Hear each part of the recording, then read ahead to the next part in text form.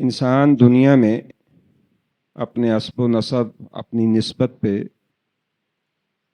بڑا ناز کرتا ہے، اور اگر کسی کی نسبت کسی صاحب حیثیت کے ساتھ ہو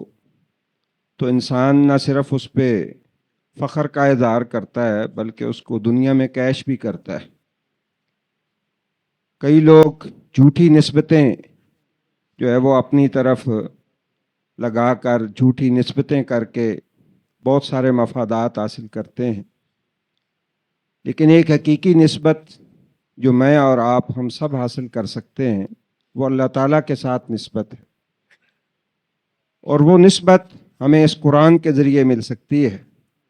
رسول اللہ صلی اللہ علیہ وسلم نے ایک دفعہ ارشاد فرمایا کہ اللہ تعالیٰ کے بھی کچھ اہل ہیں، جیسے خاندان ہوتا ہے۔ تو صحابہ نے حیرانی سے پوچھا کہ اللہ کے رسول، اللہ کا بھی بلا کنبہ قبیلہ جو ہے وہ ہوتا ہے؟ فرمایا اہل القرآن ہم اہل اللہ و خاصتہ، کہ جن لوگوں کو قرآن سے پیار ہوتا ہے، قرآن سے جن کا لگاؤ ہوتا ہے، قرآن سے جو شغف رکھتے ہیں، محبت رکھتے ہیں، اسے پڑھتے ہیں، اسے اپنی زندگیوں کا اوڑھنا بچھونا بناتے ہیں، وہ اللہ کے خاص بندے ہیں، وہ جو ہے وہ اہل اللہ ہیں۔ اس لیے ہمیں اس قرآن کے ساتھ اپنا تعلق مضبوط کرنا چاہیے۔ سلف صالحین میں سے بعض نے تو اللہ کے ساتھ تعلق کا معیار ہی قرآن کو قرار دیا ہے کہ کوئی شخص اگر جانچنا چاہتا ہے کہ میرا اللہ کے ساتھ تعلق کیسا ہے، مضبوط ہے یا کمزور ہے، تو قرآن کے ساتھ اپنے تعلق کو دیکھ لے۔ جتنا قرآن کے ساتھ اس کا تعلق مضبوط ہوگا، گویا کہ اس کا تعلق اللہ تعالیٰ سے اسی قدر زیادہ مضبوط ہے، اور جتنا قرآن سے تعلق کمزور ہوگا اتنا ہی اللہ تعالیٰ سے تعلق بھی کمزور ہو۔ تو قرآن مجید فرقان حمید کے پڑھنے کے دنیا میں بھی فوائد ہیں اور آخرت میں بھی فوائد ہیں۔ اللہ تعالیٰ نے بہت ساری چیزیں انسان کے سکون کے لیے رکھی ہیں، لیکن حقیقت یہ ہے کہ دل کو اطمینان جو اللہ کے قرآن سے ملتا ہے وہ کسی اور چیز سے نہیں ملتا۔ ہمارے ایک دوست، وہ کسی مسئلے میں ایجنسیوں نے انہیں اٹھا لیا، وہ جیل میں چلے گئے، تو وہ آ کے بتاتے تھے کہ وہاں جو پریشانی تھی، اس پریشانی سے جو وقت ہم قرآن کی تلاوت کرتے تھے وہ وقت یوں ہی لگتا تھا جیسے گھر میں ہے، وہ پریشانی کے بغیر گزرتا تھا۔ باقی دیگر اذکار اپنی جگہ پہ ان کی جو ہے وہ اہمیت موجود ہے، لیکن دل کو قرار جو ہے وہ سکون کے ساتھ جو ہے وہ قرآن کی تلاوت کے ساتھ ہی ملتا تھا۔ اور یہ حقیقت ہے کہ اگر انسان کو قرآن کی لگن ہو جائے، قرآن کے ساتھ انسان کا تعلق مضبوط ہو جائے، تو پھر اس کی غذا بن جاتی ہے قرآن کی تلاوت۔ اسے پھر کسی دوسری چیز میں وہ سکون نہیں ملتا جو قرآن کی تلاوت میں ملتا ہے۔ سلف صالحین صحابہ کرام کی سیرت کو دیکھا جائے تو یوں لگتا ہے جیسے قرآن کے علاوہ انہیں اور کوئی کام ہی نہیں تھا۔ قرآن کی تلاوت اور قرآن کے ساتھ لگاؤ ہوئی ان کی زندگی کا سب سے بڑا کام تھا۔ لیکن افسوس کہ آج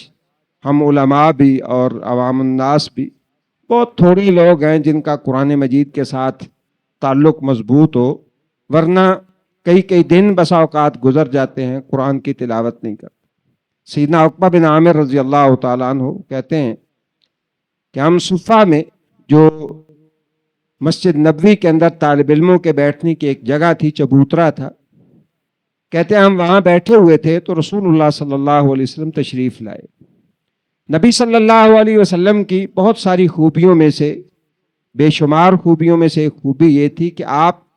واقعاتی مثال دے کر اپنے صحابہ کو سمجھاتے تھے بات، اور اپنی امت کو بھی سمجھاتے تھے۔ رسول اللہ صلی اللہ علیہ وسلم نے فرمایا، بھئی تم میں سے کوئی شخص کون ہے جو یہ پسند کرتا ہے کہ وہ عقیق یا بطحان وادی کے اندر جائے اور وہاں سے اسے دو بڑی موٹی تازی خوبصورت چمکتی ہوئی اونٹنیاں ملے؟ اچھا، اس کے لیے اسے کسی کے ساتھ لڑائی بھی نہیں کرنی پڑے گی، کوئی مزاحمت بھی نہیں کرے گا، کوئی گناہ بھی نہیں ملے گا، اور وہاں وہ جائے اور دو اونٹنیاں پکڑ کے لے آئے۔ تو حضرت عقبہ رضی اللہ تعالیٰ عنہ کہتے ہیں ہم نے عرض کیا، اللہ کے رسول، کلنا یحب، ہم میں سے ہر ایک جو ہے وہ یہ چاہتا ہے کہ ایسے اس کو مل جائے۔ مال جو ہے اتنی آسانی کے ساتھ، بغیر تکلیف کے، بغیر کسی جو ہے وہ قطع رحمی کے، اگر 2 اونٹنیاں بندے کو مل جائیں تو اور کیا چاہیے؟ تو رسول اللہ صلی اللہ علیہ وسلم نے فرمایا کہ پھر تم ایسا کیوں نہیں کرتے کہ روز صبح قرآن کی 2 آیتیں پڑھ لو، تو اللہ تعالیٰ تمہیں اتنا ثواب اور اتنا اجر اور اتنا جو ہے وہ گویا کہ مال عطا کر دے گا جتنا 2 اونٹنیاں قیمتی ہیں۔ اور فرمایا اگر کوئی 3 آیتیں پڑھ لے تو اسے 3 کے برابر ملے گا، اگر کوئی 4 پڑھ لے تو 4 کے برابر۔ جتنی آیتیں زیادہ کرتا چلا جائے گا اللہ تبارک و تعالی اتنا ہی زیادہ انسان کو اجر عطا کرتا چلا جائے گا۔ تو 2 آیتیں بھی رسول اللہ صلی اللہ علیہ وسلم نے فرمایا تم اس سے عاجز آ گئے، کیا اتنا بھی نہیں کر سکتے کہ روز 2 آیتیں جو ہے وہ قرآن مجید کی سیکھ لوں؟ بلکہ ایک حدیث میں تو رسول اللہ صلی اللہ علیہ وسلم نے یوں فرمایا من غدا الی المسجد او راح، جو بندہ صبح کو یا شام کو مسجد کی طرف جاتا ہے، لا یرید الا ان یتعلم، اور اس کا مقصد نماز پڑھنا تو ہے ہی، لیکن اس کے ساتھ اس کی نیت یہ ہوتی ہے کہ میں قرآن کی کوئی آیت سیکھ کے آؤں گا یا کوئی حدیث سیکھ کے آؤں گا یا سکھا کے آؤں گا، تو رسول اللہ صلی اللہ علیہ وسلم نے فرمایا اللہ تعالیٰ اسے پورے حج اور عمرے کا ثواب عطا کرتے۔ تو اس لیے قرآن مجید فرقان حمید وہ واحد کتاب ہے کہ جس کے ایک حرف پہ اللہ تعالیٰ کی طرف سے 10 نیکیاں ملتی ہیں۔ اور آپ نے فرمایا کہ الف لام میم جو ہے یہ میں نہیں کہتا کہ یہ ایک حرف ہے، بلکہ الف ایک حرف ہے، لام ایک حرف ہے، میم ایک حرف ہے۔ اگر انسان سوچے تو چند منٹوں کے اندر کتنی ڈھیروں نیکیاں انسان اکٹھی کر سکتا ہے، اور نیکیوں کی قدر و قیمت جب تک اللہ کی ذات پہ پختہ یقین نہ ہو انسان کو اس دنیا میں اس کا اندازہ نہیں ہو سکتا۔ آخرت میں ایک ایک نیکی انسان کے لیے جو ہے وہ قیمتی بن جائے گی، کوئی ایک نیکی بھی دینے کے لیے انسان کو تیار نہ ہوگا۔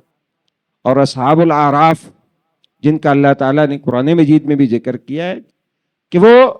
برابر معاملہ جو ہے وہ پہنچ جائے گا، نیکیوں کا پلڑا اور گناہوں کا پلڑا برابر ہے۔ اب ایک نیکی بھی اگر زیادہ ہوتی تو وہ جنت میں چلے جاتے۔ اس لیے قرآن مجید کے ساتھ اپنا تعلق جوڑیں، اس کو پڑھیں، اس کو سمجھنے کی کوشش کریں، اور اپنی زندگی میں یہ مشن بنائیں کہ ہم نے قرآن کے ساتھ جڑنا ہے تاکہ قیامت والے دن اللہ تعالی ہمیں بھی ان لوگوں میں سے اٹھائے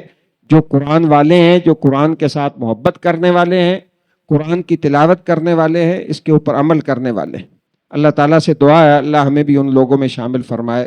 سبحانک اللہم و بحمدک، اشہد ان لا الہ الا انت، استغفرک و اتوب الیک۔